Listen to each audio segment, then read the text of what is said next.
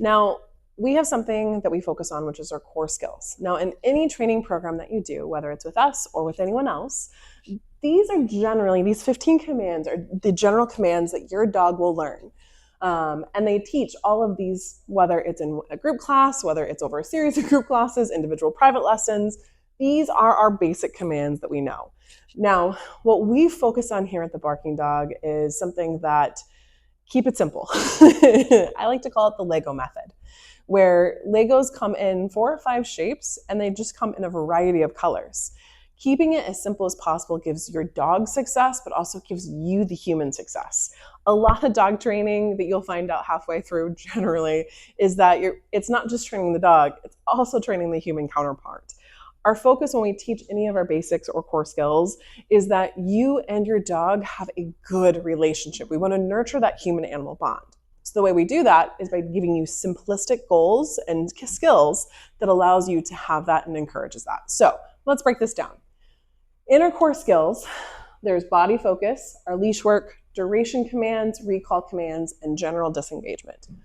What I like to focus on, and what we focus on with all of our day school dogs, is sit, touch, and down, and body focus. So sit, they put their butt down, their belly is on the ground. Touch is a fun command, to be honest. It's also a wonderful redirection tool. So essentially, if your dog has ever nose booped you or kind of given you like your flat hand and they go boop, that's a touch command. When a dog is in meltdown mode or if they're giving you some teenager sass, if you ask them for a touch, most often dogs are like, yeah, I guess I can do that. And then you can redirect them and end on a positive note. It's a nice little tool to have in the back of your pocket. When we talk about our leash behaviors, this is loose leash behavior. Sorry, it's our loose leash walking. I like to abbreviate it because it's a long statement.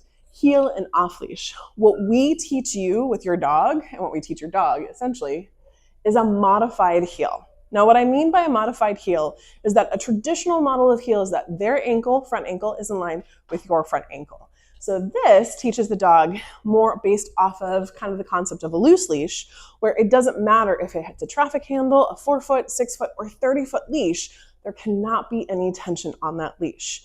Now, with this, if there is tension, tension is a prompt and not a correction. It's a little bit different mentality than you may have heard, but the focus is that the dog, hey, I need to pay attention when there is that pulling or that tension on there. We teach the dogs by releasing the pressure, then pulling on it itself.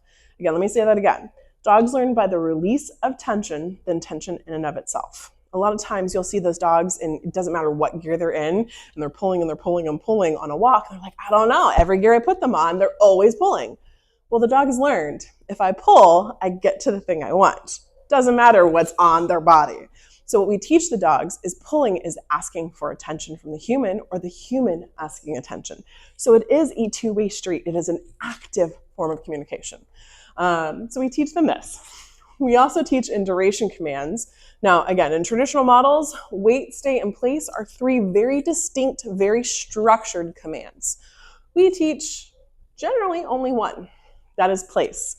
The reason why we start with what's typically seen as the hardest command is that dogs learn 3-dimensionally. So when we put a dog on a place cot, they realize that they're off the ground and they're like, oh, I'm on a floating dog island.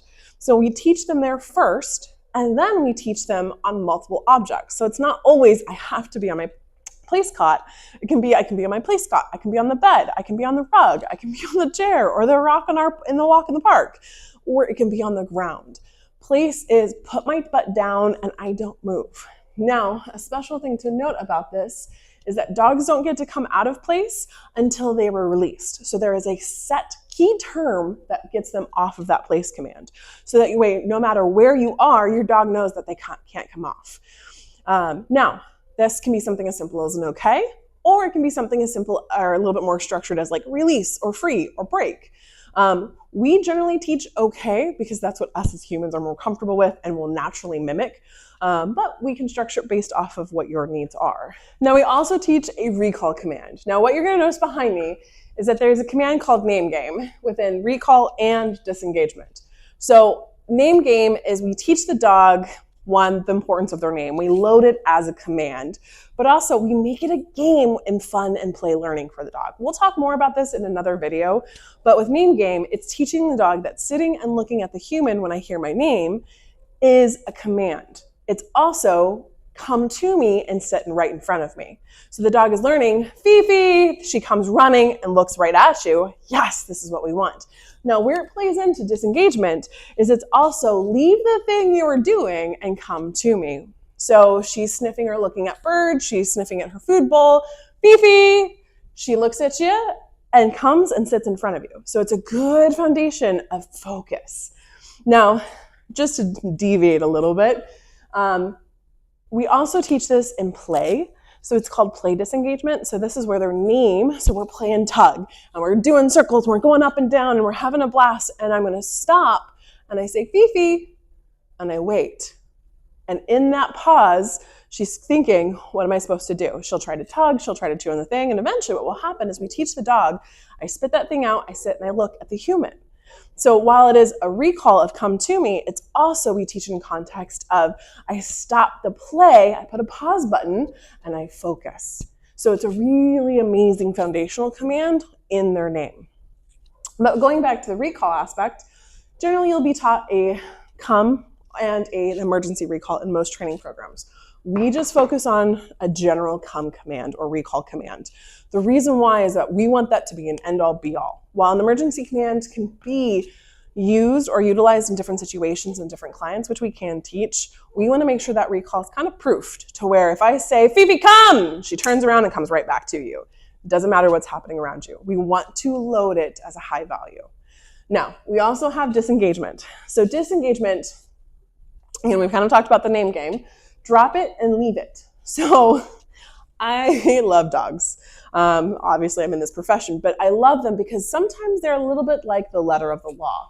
So when we talk about a dog that does drop it, they'll drop it, but then they pick it right back up immediately. So when we teach disengagement, when we teach this command, leave it is a unilateral, don't look at it, don't touch it, don't even think about it, stop what you're doing and check in with a human, because this is the ultimate stop. So whether you're playing tug and you say, leave it, it's supposed to be dropped and they have to sit and look at you. If it's food on the ground, leave it and they walk away from it.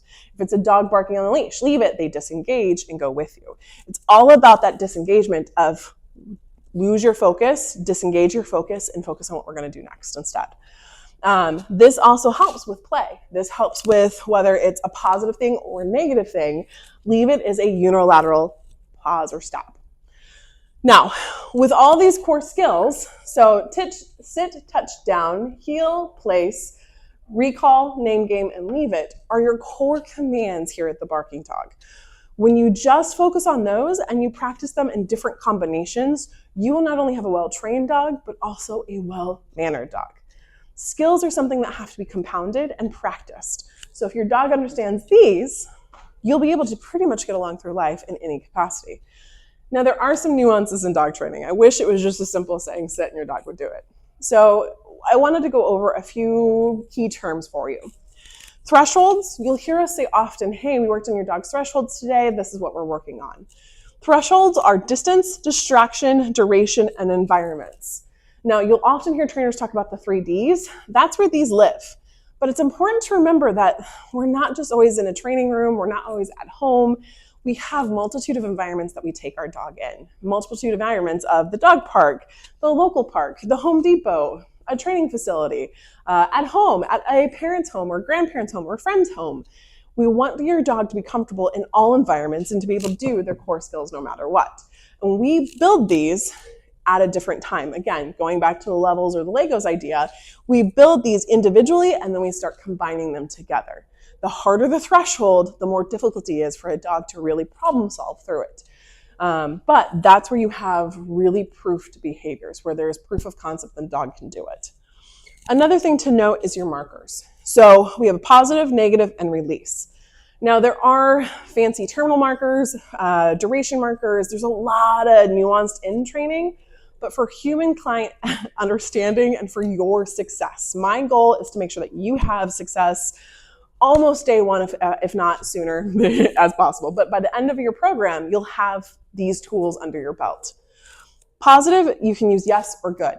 Generally, I like yes, but if you're a person that likes to say good, you can use that as your positive marker.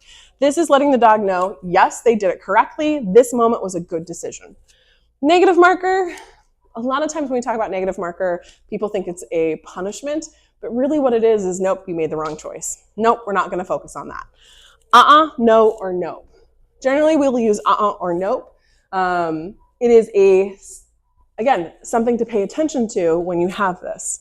Now, what I really focus on with clients, while I have no and nope on there, no can get a lot of emotional charge to it. And what I want you to focus on is markers are neutral. There's no emotional charge to it. So if a dog does it, it's not a bad dog, no. It's let's do it again. Let's reset. So when you use your markers, yes and or good and or nope, think of them, if you've ever gone bowling, like the gutter bumpers. I get balls in the gutter all the time. So when I roll that ball, if I have gutter bumpers, I know at least I'm going to make it to those pins. That's what these markers are. They get you on the same path and moving forward, no matter what happens. It gives you success, and it also gives your dog success. Now, one thing that is important to note is your release command. This ties into your your duration command, which is of place. So we will generally teach your dog okay, because again, us as humans like the okay. Hey, you want some coffee? Okay. Hey, you want to get that treat? Okay. It's a very common word. So when you train it in a training context, you'll have a lot more success. If you want to use a specific term like free or break, so that way you know your dog holds on to it, we can, but we also proof that concept as well with your dog. We really test them on it as we build up those thresholds. Now, last but not least is understanding command structure. So when you ask your dog a command, there's actually a formula for how all of this works together. So your cue of sit or leave it, you're telling your dog what to do. You have to give them 30 to 40 seconds to do the behavior. Now, there's some context there. Dogs process a human word about 30 seconds in. We as humans like now. We like in 2 seconds, do the thing that I've asked you. When you're working with your dog, when you're educating your dog, when you're growing through your thresholds, give your dog time to process and work through it. You can train expediency. You can train quick turnabout in behavior. But most clients are too quick in asking for something. So to start and to be mindful of, you give your dog a cue. So I'm asking the dog to sit. I'm going to give them a moment to process that and to do it. If they do correct it, this is where the marker comes into play. And you have two choices. If they do it correctly, we're going to say yes, and then we can reward the dog. So whether that's treats, praise, toy, love, it doesn't matter. But we've marked it of yes, you did it. If the dog doesn't do it, they turn around, they just staring at you like, I don't know what you're asking. That's where we're going to use our negative marker, and then we're going to redirect them, hey, I need you to sit. So that way the dog knows, oh, I didn't do it right, let me try it again. Generally in training, it's kind of a rule of the threes. You ask the command, they didn't do it, mark it, tell them, no, this isn't correct, redirect them and ask them again. Maybe ask them with a lure, ask them in a different way. They didn't do it, read it again. If you've hit 3 negative markers, your dog doesn't understand the concept or your thresholds are too hard. Reset, relook at what you're doing, and move forward. We always want training to be a positive aspect. I don't want to listen to someone who's yelling at me all the time. Neither does your dog. So when we focus on this and we focus on the command structure, it makes it a fun game with your dog. So this is a brief understanding of how we teach core skills and things that you'll need to know about what we talk about and a little bit of vocabulary. But the biggest focus is we keep it as simple as possible so that you have success with your dog and your dog understands you. No matter whether it's you or a trainer or a staff member, it doesn't matter.